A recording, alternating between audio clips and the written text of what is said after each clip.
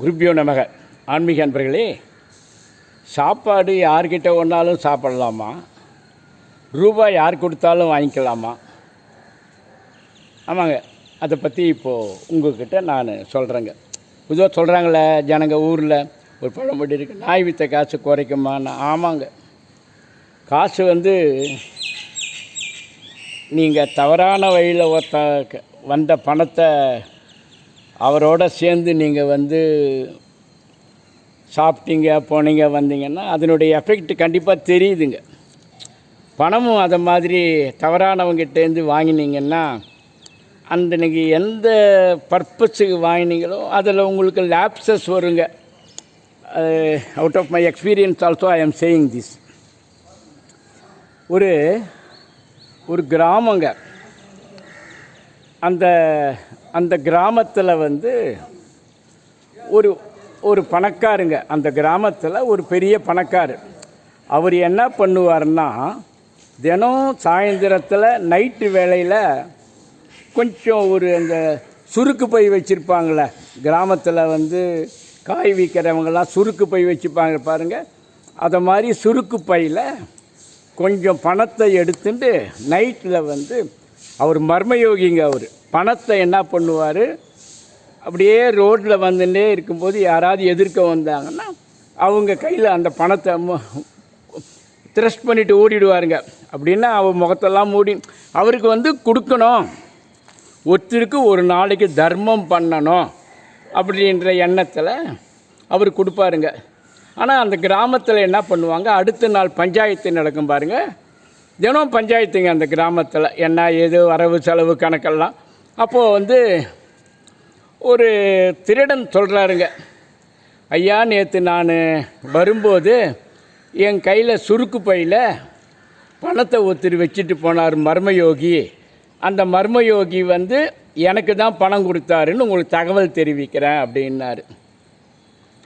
அந்த பணக்கார் என்னடா அப்படின்னு நினச்சின்னு அவருக்கு அந்த இது மாதிரி இருக்கார். ஒரு சினிமாவில் கண்ணதாசன் அப்படி தாங்க பண்ணுவார். நான் பார்த்த ஒரு சினிமாவில் ஐ திங்க் ஸோ. என்ன பண்ணுவார், கருப்பு பணம் வச்சுருக்கிறவங்களெல்லாம் போய் கொள்ளை அடித்து அந்த பணத்தை இது பண்ணி அங்கேயே உட்காந்து பேசுவார். ஆனால் இவர் அது மாதிரி இல்லை, சத்தியமாக சம்பாதிக்கிறவர். அதை என்ன பண்ணார், அந்த இதில் மீட்டிங்கில் பஞ்சாயத்து மீட்டிங்கில் அவருக்கு மனசு கஷ்டம். ஏன்னா ஒரு திருடனுக்கு போய் நம்ம பணம் போயிடுச்சே அப்படின்ட்டு. அடுத்தது என்ன பண்ணார், அடுத்த வாரத்துக்கு ஒரு தடவை செய்வார். அடுத்த வாரம் என்ன பண்ணார், அதே மாதிரி மர்மயோகி அந்த ட்ரெஸ்ஸில் போகும்போது ஒருத்தர்கிட்ட பணத்தை கையில் அழுத்தி வச்சுட்டு ஓடி போயிட்டார். அது அடுத்த நாள் பஞ்சாயத்தில் ஒரு வேசிங்க, இவர் யார்கிட்ட பணம் கொடுத்தாரோ வேசி. ஐயோ, அவங்க அந்த அம்மா சொல்கிறாங்க, ஐயோ எனக்கு நேற்று பணம் நிறைய சுருக்கு பையில் வச்சு கொடுத்துட்டாருங்க மர்மயோகி அப்படின்னும்போது இவருக்கு ஒரே ஐயோ என்னடா அது, முதல்ல திருடனுக்கு கொடுத்தோம், இப்போ வேசிக்கு கொடுத்தோம், என்ன இது மாதிரி ஆயிடுச்சே, என்னடா அது, நம்ம பணத்தில் ஏதாவது தப்பு இருக்குதா, நம்ம சம்பாதிச்ச வழி தப்பா, இல்லையே சத்தியமாக தானே சம்பாதிச்சோம் நம்ம, இதை மாதிரி எப்படி ஆச்சு, சரி அடுத்த வாரம் பார்த்துக்கலான்ட்டு அடுத்த வாரம் அதே மாதிரி பணத்தை சுருக்கு பையில் போட்ட பணத்தை எடுத்துன்னு வரும்போது அங்கே ஒருத்தர் வந்தார் எதிர்க்க. அவர் கையில் வச்சுட்டு ஓடி போயிட்டார் மர்மயோகி. அடுத்து பஞ்சாயத்து நடக்குது பாருங்க. பஞ்சாயத்தில் உட்கார்றவங்க பக்கத்தில் ஒரு பணக்காரன், பெரிய பணக்காரன், ஆனால் மகா கஞ்சன், லோபி, 10 பைசா கூட அடுத்தவனுக்கு செலவு பண்ண மாட்டான். இந்த சொல்லுவாங்களா அடுத்த கைக்கு சுண்ணாம்பு, அதை மாதிரி ஆள் அவன் பஞ்சாயத்துலேருந்து இறங்கி ஐயா மர்மயோகி எனக்கு பணம் கொடுத்தது எனக்கு தான் அப்படின்னும்போது இந்த மர்மயோகிக்கு ஒரே மனசு, என்னன்னா நம்ம 3 தடவை 3 பேருக்கும் பணம் கொடுத்தோம், தப்பாயிடுச்சே, நம்ம சம்பாத்தியத்தில் தப்பா, வேறு ஏதாவது தப்பா, பகவானே நான் என்ன தப்பு பண்ணேன்னு சொல்லிவிட்டு பெட்டில் அப்படி புரள்றான். அப்போ அசரீரியாக அவருக்கு சொல்கிறாருங்க பகவான், ஏய் நீ சம்பாதிச்ச பணமெல்லாம் கரெக்டு, நீ செலவு பண்ணதும் கரெக்டு, நீ முதல்ல ஒரு திருடனுக்கு பணம் கொடுத்த பாரு, அந்த திருடன் திருந்தி வாழ்ந்து ஐஸ் போட்டி விற்கிறான் இப்போது.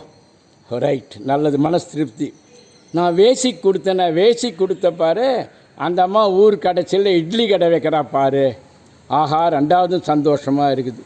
மூணாவது அந்த லோபி கொடுத்தேன்னா, டே லோபி இப்போ எல்லாருக்கும் பணம் கொடுக்குற மாதிரி ஆகிட்டான்டா. உன்னுடைய பணம் போன உடனே அவன் எல்லாருக்கும் கொடுக்கணும்னு செய்கிறான். நீ சம்பாதிச்சது சத்தியமான வழியில் சம்பாதிச்ச அப்படின்னு சொன்னாருங்க. ஆனால் இந்த காலத்தில் எப்படின்னா, ஒருத்தன் பணத்தை எடுத்துன்னு ஒருத்தங்கிட்ட கொடுத்து அழுத்தினானா, என்னடா அது அந்த காலத்து கதை மாதிரி இருக்குதுன்னும் போது ஒரு அரை மணி பொறுத்து அவனே பணத்தை பிடிக்கிறான். ஏன்டா இப்படி? ஏன்பா நீ கொடுத்தியப்பா? நான் கொடுத்தேன். ஏன் கொடுத்தேன்னா, தானாக்காரன் வந்தான், நான் திருடா, என் பணத்தை அவன் எடுத்துக்கிறான் அப்படின்னு சொல்லி பிடிக்கினான்னாங்க. அதனால் இந்த வீடியோலேருந்து நான் உங்ககிட்ட சொல்கிறது என்னன்னா, சாப்பிட்ற சாப்பாடாகட்டும் பணமாகட்டும் சத்தியமானவங்ககிட்ட வாங்கணும். இப்போது பொதுவாக கல்யாணத்தில் சாப்பிட்லாங்க, ஆனால் சொந்தம் இல்லாத இடத்துல கருமாந்திரம் பண்ணி அங்கே சாப்பிட சொல்லுவாங்க பாருங்கள், அதை மேக்ஸிமம் அவாய்ட் பண்ணுங்கள். ஆரோக்கியத்துக்கு கெடுதல் அதுங்க. நன்றி, வணக்கம். உங்களை அடுத்த வீடியோவில் சந்திக்கிறேன். ஹர ஹர ஹர ஹர மகாதேவ்.